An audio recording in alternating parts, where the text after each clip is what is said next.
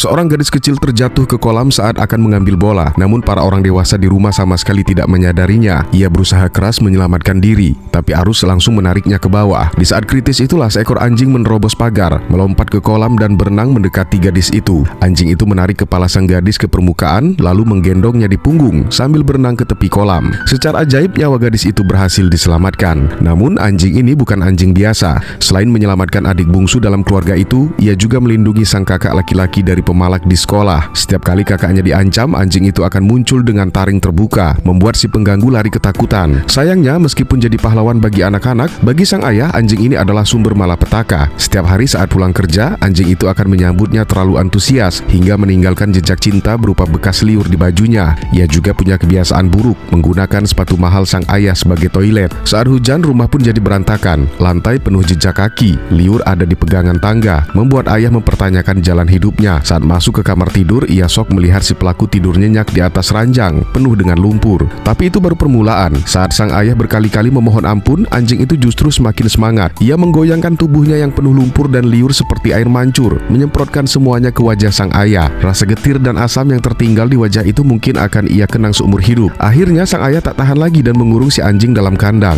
Tapi anjing itu cerdik. Saat malam tiba dan ayah akan tidur, anjing itu diam-diam menyelinap masuk ke bawah selimut. Ketika ayah tidak sadar, anjing itu menempelkan tubuhnya dari belakang dan mulai menjilat telinga dengan lembut. Ayah mengira itu istri yang sedang romantis. Tapi begitu ia menoleh, betapa terkejutnya ia melihat kepala anjing besar menatapnya penuh kasih sayang. Namun siapa sangka anjing ini yang sebelumnya bikin repot justru jadi penyelamat ayah di saat genting. Suatu hari dua penipu datang menawarkan proyek investasi. Padahal niat mereka adalah menipu sang ayah dan mengambil semua hartanya. Anjing yang diam-diam mendengar semuanya segera bertindak. Saat ayah akan menandatangani kontrak, anjing itu langsung melilitkan tali ke kedua pintu dan berlari ke sisi ayah untuk menghentikannya. Kedua penipu panik dan mencoba mengalihkan perhatian anjing dengan melempar bola tenis. Tapi anjing itu justru menarik tali sambil berputar cepat seperti badai, lalu melempar kedua penipu ke arah pintu keluar, seolah tidak terjadi apa-apa dan tetap bermain dengan bolanya.